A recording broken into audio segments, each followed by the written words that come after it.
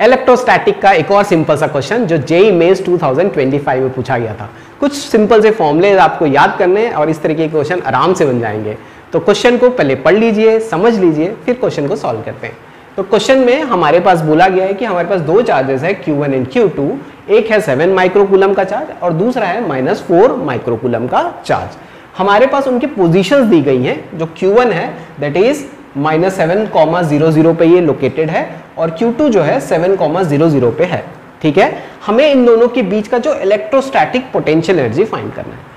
इससे simple question नहीं होते हैं, जेईई मेंस के लेवल के हिसाब से बहुत सिंपल है।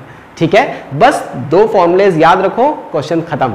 तो पहला जो फॉर्मूला है कि डिस्टेंस बिटवीन 2 पॉइंट्स क्या होता है, ये क्लास 10th के बेसिक का है। कोऑर्डिनेट ज्योमेट्री में क्लास 10 में हम पढ़ते हैं कि किसी भी दो पॉइंट के बीच का जो डिस्टेंस होता है that is given by this formula x2 - x1 का whole square plus y2 - y1 का whole square plus z2 - z1 का होल स्क्वायर। क्लास 10 की यादें ताज़ा हो गई। तो सिंपल सा फॉर्मूला है, दो कोऑर्डिनेट्स के फॉर्म में अगर पॉइंट्स दिए हैं तो उनके डिस्टेंस को हम इस तरीके से निकाल सकते हैं। और इलेक्ट्रोस्टैटिक के पोटेंशियल एनर्जी का फॉर्मूला होता है k Q1 Q2 by r। k की वैल्यू तो याद होगी 9 × 10⁹। तो ये दो छोटे से फॉर्मूले याद करो और क्वेश्चन को सॉल्व करो यार।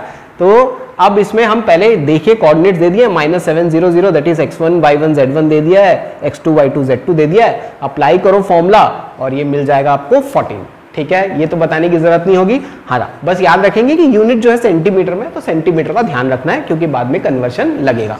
अब पोटेंशियल एनर्जी निकालना है तो फॉर्मूला हो गया Q1 Q2 अपॉन R।